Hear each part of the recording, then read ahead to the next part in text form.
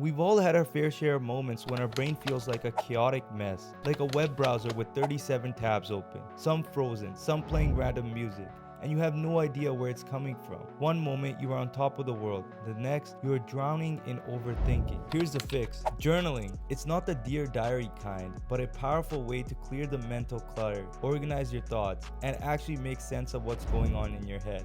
You can actually make it into a Dear Diary thing as well, if you'd like. Let's dive into how it can actually help you. Number 1, start without rules. One of the biggest mistakes people make is overthinking journaling itself. What if I don't know what to write? What if it sounds dumb? Stop. This is your journal. No one's grading it. You don't need to perfect your grammar or add fancy words. You just need to start and be real. Try this. Grab a notebook or open a notes app, and for the next 5 minutes, write whatever comes to your mind. Anything, even if it's, I have no idea what to write. Just get the words flowing. Build that momentum. Number 2, self-questioning. Sometimes our thoughts are like a tangled mess of earphones in your pocket. Just a big confusing knot. The easiest way to untangle them? Ask yourself questions. Here's some powerful questions to get you thinking. What's been on my mind a lot lately? What's something I want but haven't admitted it to myself? When you start answering these, don't hold back. Let the truth spill out, even if the answers surprise you. Number 3, track your patterns.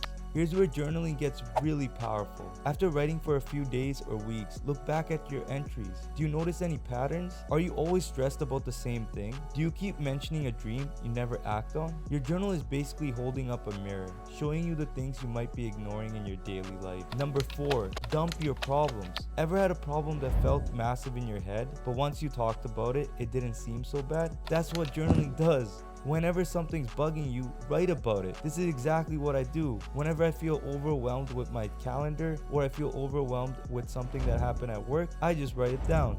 And the next thing you know, it all goes away and it makes me feel a lot better. So remember to describe the problem, how it makes you feel, and what you think the solution might be. Even if you don't have an answer yet, getting it out of your head and onto paper will make a huge difference. Number 5, write your future. Most people journal about their past or present, but here's the trick. Start writing about your future. Who do you want to be? What does your dream life look like? Imagine writing a journal entry from the version of you who has already figured it out. This is exactly what Joe Dispenza talks about in the book Breaking the Habit of Being Yourself. He talks about experiencing the future as if you already lived it. He talks about creating a future self that already has the possession of everything you want, and then truly experiencing that. The one who has clarity, confidence, and purpose. Write as if you are already that person. This is a crazy, powerful way to shift your mindset and start believing in your potential. Number 6, keep it easy. Journaling shouldn't feel like a chore. If writing daily feels like too much, do it every other day.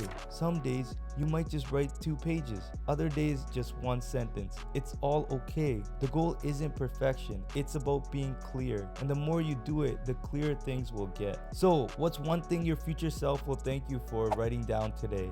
Let me know in the comments below. And if you found this video helpful, please like it and also share it with other individuals that are having a hard time just starting with journaling. And don't forget to hit the subscribe button for more content on self-improvement. Let's continue to grow together.